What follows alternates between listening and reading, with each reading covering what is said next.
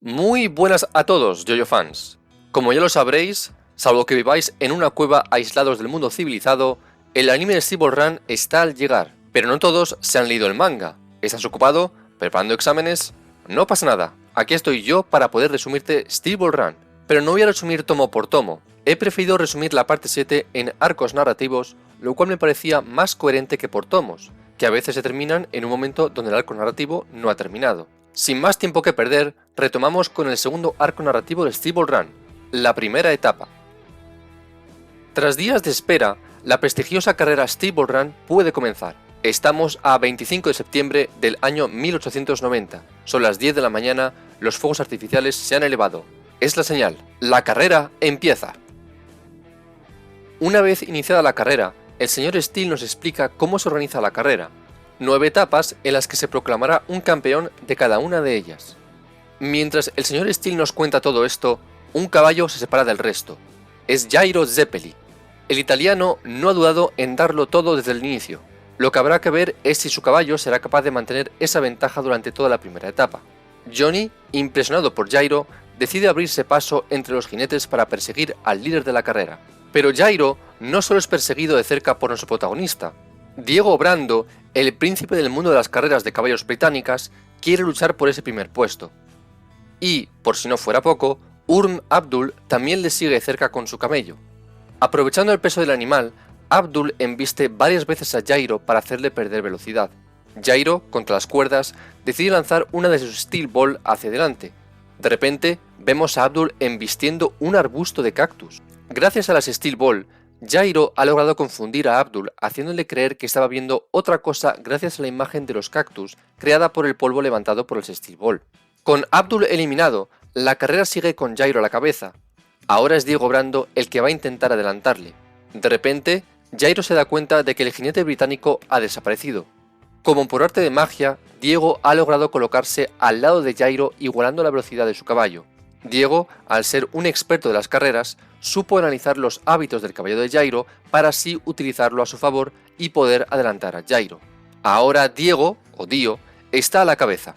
Al británico le basta conseguir explotando los hábitos del caballo de Jairo para seguir aumentando la distancia entre los dos. Con el puente del río seco llega el momento de la verdad. Quien atraviese primero ese puente seguramente acabe primero la primera etapa de la carrera. Diego sigue a la cabeza, pero Jairo reacciona. El italiano decide utilizar una Steel Ball en su propio caballo. Por la fuerza de la rotación, los tablones del puente se han destrozado y Jairo ha logrado atravesar el puente corriendo. Jairo recupera el liderazgo de la carrera y todos están obligados a atravesar el río por debajo. Mientras tanto, volvemos a ver a Poco Loco que acaba de despertarse. El problema es que ya hace un rato que todos los demás han salido, pero da igual. La divina le avisó de que todo lo que Poco Loco haga acabará bien para él. Despertarse tan tarde parece un problema, pero ha resultado ayudarle mucho, ya que el hecho de que los otros caballos ya hayan pasado por allí ha allanado el suelo, lo que hace que el caballo de Poco Loco vaya mucho más rápido y no se canse casi nada. Mención especial a los dos participantes que quisieron participar en la carrera con un coche, pero se dan cuenta en medio de la carrera que un litro de combustible solo les sirve para recorrer 400 metros. La buena suerte de Poco Loco continúa hasta unos niveles casi absurdos. Al acercarse al grupo de jinetes, unos trozos de estiércol acaban en su cara, pero resulta que esos trozos esconden monedas de oro. Además, por el alboroto, Poco Loco consigue una buena vista sobre una de las participantes. Al llegar a un acantilado, Poco Loco ve a Sandman por primera vez, que no duda en saltar al vacío para atravesar el acantilado y así recortar distancias en la primera etapa. Los otros jinetes deciden volver a la ruta principal, pero Poco Loco decide tirarse también al vacío confiando en que la suerte está de su lado. Utilizando la soga que tiene en su caballo, Poco Loco logra escalar el acantilado de manera casi milagrosa para continuar la carrera. Sandman también logra atravesarlo y ambos se acercan al grupo a la cabeza. Vemos a Johnny reflexionar sobre lo que le ha motivado a participar en esta carrera, poder conocer el secreto de las Steel Ball, esos extraños artefactos que le permitieron ponerse de pie, aunque solo fuera durante un instante. Contra todo pronóstico, Jairo decide salir de la ruta de la primera etapa. El italiano tiene en mente atravesar la arboleda para así recortar entre 800 y 1000 metros. Johnny, decidido a entender el secreto de las Steel Ball, y Poco Loco, confiando en su buena suerte, deciden seguir a Jairo. Poco Loco, guiado por la buena fortuna, decide cerrar los ojos y dejarse llevar por su caballo. Es algo bastante peligroso en un lugar con tantos árboles, ramas y otros obstáculos. Pero si la dicha le acompaña, puede ser imparable. Los otros jinetes van cayendo uno tras otro, pero Pocoloco y Johnny siguen atravesando la arboleda sin problemas. Johnny acelera con su caballo y, sorprendentemente, Pocoloco se estampa contra un árbol y cae al suelo. Jairo, a la cabeza, siente como uno de los participantes le está siguiendo, pero decide concentrarse en la carrera al ver que es un caballo que está solo en medio del bosque. Resulta que ese caballo no está solo, es el de Pocoloco y el jinete está en el suelo pero agarrado al caballo. La caída le ha permitido atravesar todos los obstáculos sin problemas. ¡Qué suerte tiene este tío! Jairo, utilizando las Steel Ball, se abre paso por las ramas. Al volver a su posición inicial, las ramas permiten a Pocoloco volver a sentarse sobre su caballo, lo que le permite a ambos salir rápidamente de la arboleda. Ahora solo queda la recta final de 4000 metros, con una serie de descensos donde los jinetes deberán ser muy prudentes en cuanto al ritmo que exijan a su caballo. Durante la recta final, Pocoloco oye a alguien advertirle de que se fije en la vaca. Un extraño ser le empieza a decir a Pocoloco que confíe en él. Pocoloco, al sentir como si hubiera adquirido una energía extra, cambia de actitud y se le ve aún más confiado en sus capacidades. Tanto que empieza a provocar a Jairo diciéndole que no le podrá adelantar una vez que se ponga a la cabeza. Lo malo es que Pocoloco sigue acelerando, pero Jairo y los demás saben que acelerar cuesta abajo es una estrategia muy arriesgada. Pocoloco, al seguir acelerando, se cae al suelo y Jairo vuelve a la cabeza. Pero el italiano nota que Pocoloco no está eliminado, sino que sigue moviéndose incluso más rápido que antes. Resulta que Pocoloco sigue creyendo en su suerte, como le repite una y otra vez ese misterioso ser que le habla sin parar. Pocoloco, por suerte, ha podido deslizarse sobre un cadáver de una vaca que estaba colocado justo en el punto donde el jinete se había tropezado. Jairo, sabiendo que las reglas a lo mejor no respaldan su decisión, decide tomar cartas en el asunto y usa una Steel Ball contra una roca cerca de Pocoloco para detener al cadáver de vaca. Pero la repentina llegada de Sandman por ese mismo lado hace que la roca caiga muy tarde, lo que permite a Sandman ponerse a la cabeza. El hecho de que Sandman vaya a pie le permite recorrer la colina y así recordar una vez más la distancia hasta la meta. Mientras Sandman sigue a la cabeza, Jairo intenta entender lo que pasa con Pocoloco. Son demasiadas coincidencias las que permiten que Pocoloco siempre se salga con la suya. Jairo está convencido de que algo está ayudando a Pocoloco. Jairo decide ignorar todo esto y dar un último acelerón en la recta final. Los jinetes se van acercando a la recta final y miles de personas están ahí para presenciar el final de la primera etapa. El señor Steel no se podía imaginar que este evento pudiera juntar a tanta gente. Pero ahí están, apoyando en una carrera que convertirá a su ganador en un héroe en todo el mundo.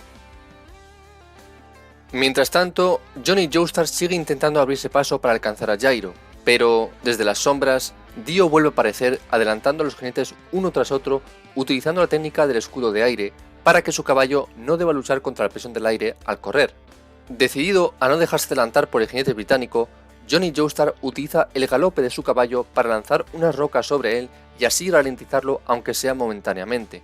Llegamos a los últimos metros de la carrera y todo no puede estar más indeciso. Sandman, Pocoloco, Jairo, Diego, Johnny, todos se van adelantando unos a otros sin parar. Es imposible saber quién va a ganar la primera etapa con certeza. La carrera está tan igualada que los cuatro jinetes están perfectamente alineados. El extraño ser sigue aconsejando a Pocoloco y le pide que vaya hacia la rama de un árbol muerto. Al pisarla, su caballo salta sobre ella y la utiliza como trampolín, lo que le permite ponerse a la cabeza.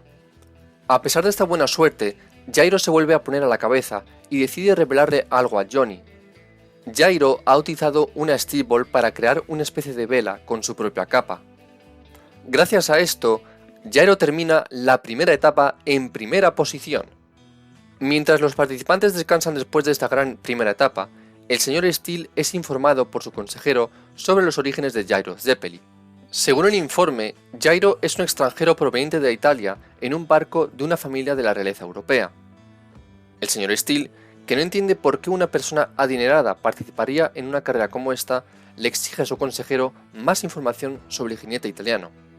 Al anunciarse los resultados, todos escuchan cómo los organizadores de la carrera han decidido sancionar a Jairo y bajarle 20 posiciones en la clasificación al haber obstruido la carrera de Sandman con un arma. Sandman termina en primera posición y, como era de esperar, a Jairo se le ve muy cabreado, tanto que se acerca al señor Steel y su esposa con las Steel Ball. Jairo hace rotar una de ellas sobre la mesa donde están todas las bebidas preparadas. Tras dejarle claro al señor Steel que ya es cosa del pasado, Jairo se va. El señor Steel, al intentar volver a llamar a Jairo para saber más sobre él, es literalmente atacado por los corchos de las botellas de champán. Jairo se encuentra de nuevo con Johnny y le propone seguirle en la segunda etapa. Nuestro protagonista evidentemente acepta la propuesta. Jairo, por consecuente, decide ayudar a Johnny a entender mejor el poder de la rotación con la segunda lección. Jairo le explica algo sobre cómo el cuerpo puede reaccionar a ciertas posturas o sensaciones. Teniendo esto en mente, Jairo le pide a Johnny que se entrene con el corcho de la botella.